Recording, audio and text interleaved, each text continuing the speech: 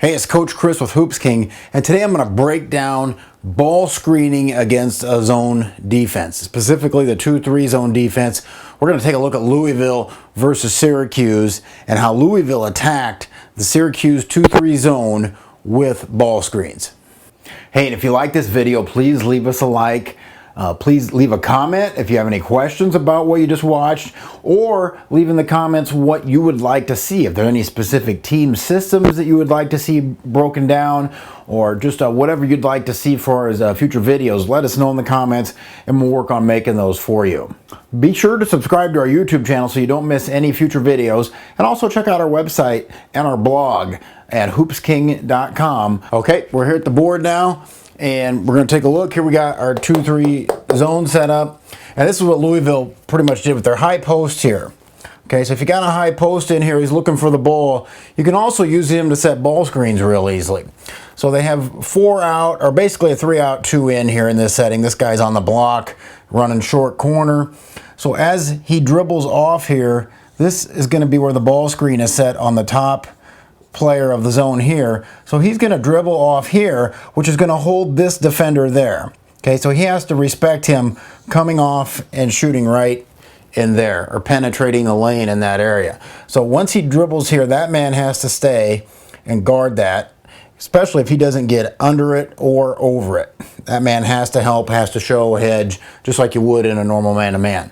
So what that's going to do is going to create a kick out here. So once you get in here and you're stopped, you can kick out. And now what Louisville did really well several times was this guy from Syracuse, their bottom forwards play so high. They're way up here. And they were able to run this guy right back through there for a lob, a backdoor, and that really put pressure on them. Now, if you're coaching high school, you're probably not going to see a forward that high all the time like Syracuse plays, okay? But you still can put pressure on that guy to come out to bump and help cover there, and then you can sneak somebody in back over here. And then also, again, and in any zone, you're looking to go to gaps. So you're moving on offense, you're not just standing, you're finding a gap to where you can get a pass. So if you get this penetration in here, this player can step right into the middle, right to that block, create a passing lane there, you got a passing lane there. Because if you do split that, which that Louisville did several times, you split that, then you got 3 against 2. Because you've already beaten 2 of the players, and you got penetration there, you got a player there, and you can get there, and you got a kick there. So we'll take a look at that. So now we're going to take a look at a screen not on the inside, but on the outside of the 2 top of the 2-3 zone. So just to make it really simple, one thing you can do, and add this to any zone offense you run, it doesn't matter what you're doing, but you can have, in this situation, it's a 3 out, 2 in. Like most people will attack a 2-3. We have 3 perimeter players, we have a high post, and we have a short corner. Now, anybody can run this many different ways. You can do this, but overall it becomes the same idea. So what you can do is have this wing just ball screen here for this top point guard.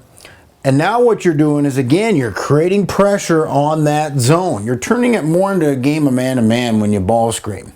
So if you don't like to play against zones, I would really recommend that you use some ball screens, and it will turn it more into a man-to-man game. So screening this outside guy is going to allow him to dribble off, and again, he's going to come right into that gap, and if this guy comes up, we have our short corner. And again, he's going to have to move to where there's an open spot. It could be right under the basket for a layup, or it might be from 15 to 17 for a wide open pass, and then a drive or a shot, whatever happens there.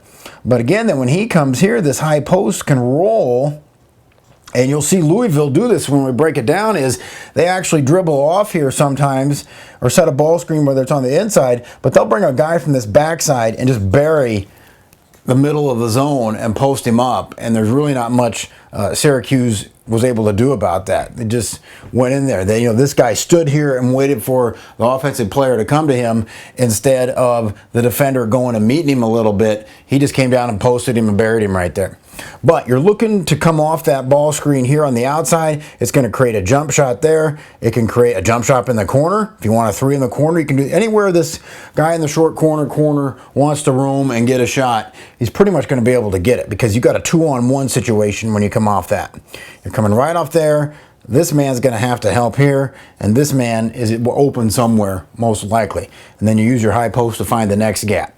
And then, of course, this guy can be moving anywhere he can get a shot. So you're not standing against the zone. You're going to be moving and finding open shots. I think the really simple action that you can do out of this is to just ball screen the outside of the zone.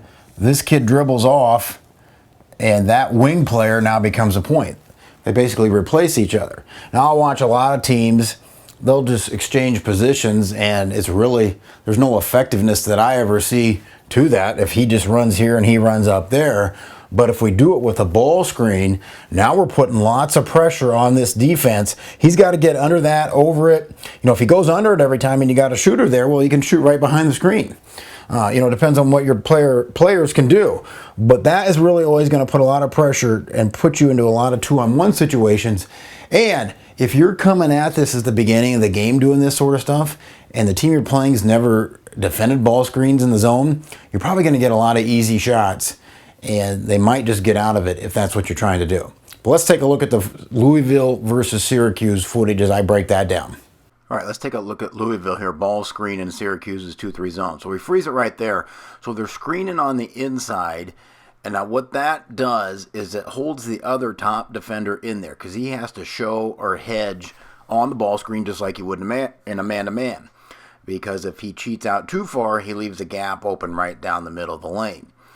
So we have a kick to the guard up top, which the bottom forward there, number 21, in the middle of the screen, he's trying to play in between the offensive player behind him and still get out there to help on the shot.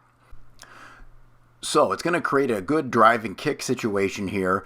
But since that 21 defender is losing sight of the man behind him and everybody's eyes, the middle of the zone, they're able to go right over the top with the lob and get the foul.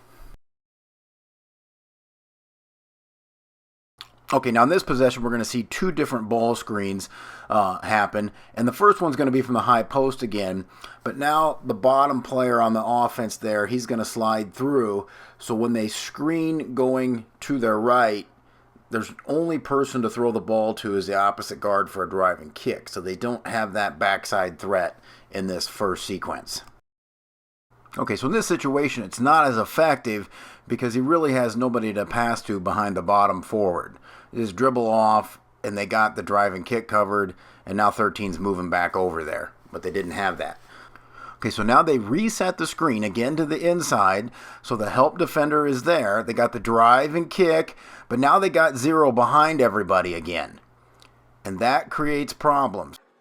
Go back and look at that now. So the problem it's creating for the zone is they have to play the ball screen because they're not getting over the top of the ball screen. So that other defender, the top defender, has to stay in there, and then he also has to be ready to help on the drive and kick to 22.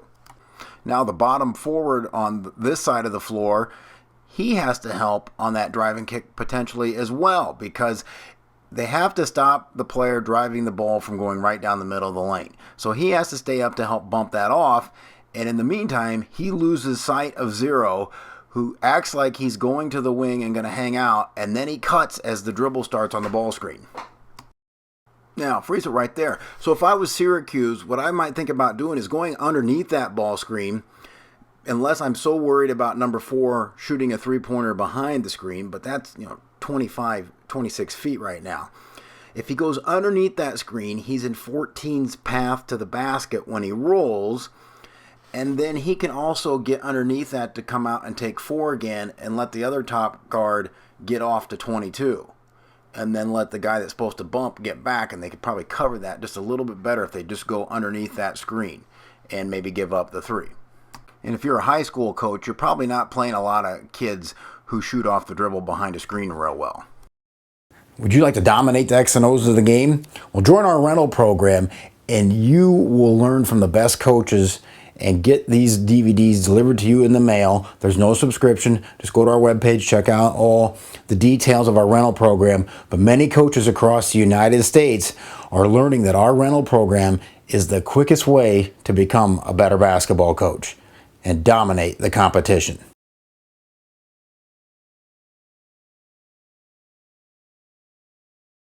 Okay, let's take a look at another screen, another inside screen, and this one's going to create the drive and kick.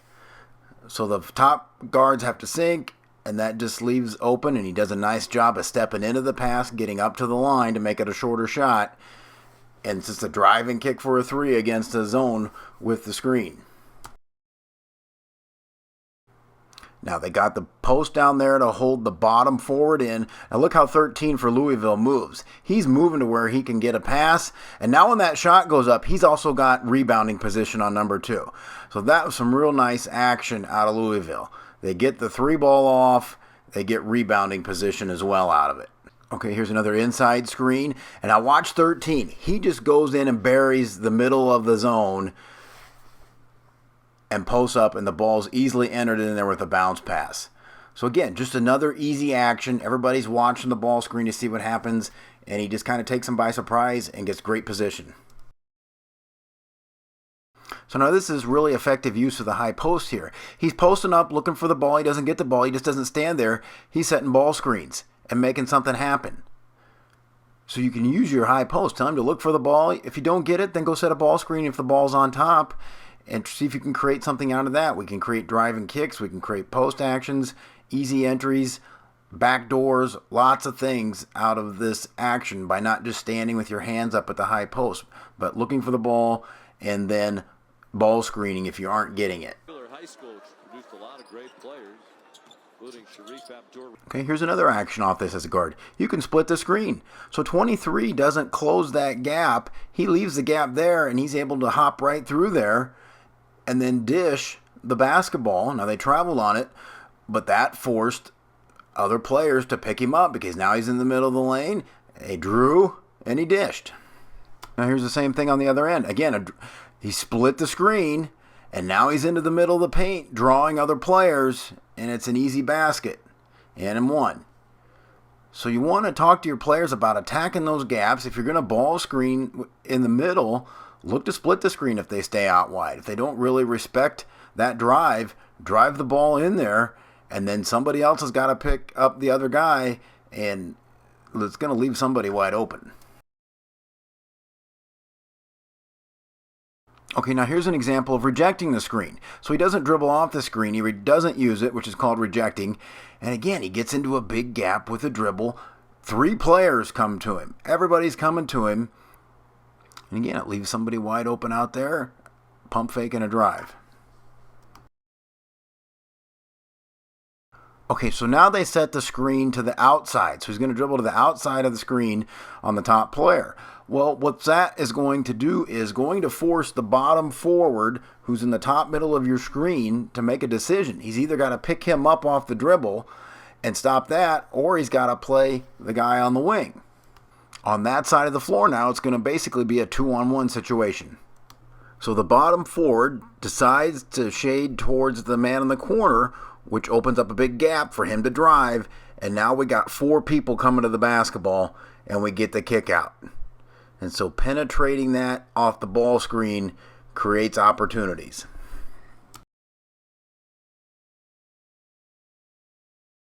Now right here you'll see how 14 sets the screen, and he's not going to roll hard like you do in a man-to-man, but he just kind of finds the gap, and all of a sudden he's open. They just kind of forgot about him after he set the screen, and then he's able to kick it out to somebody who's wide open, or he could have turned and had something himself. Hey, and if you like this video, please leave us a like. Please leave a comment if you have any questions about what you just watched, or leave in the comments what you would like to see. If there are any specific team systems that you would like to see broken down, or just whatever you'd like to see for as future videos, let us know in the comments and we'll work on making those for you.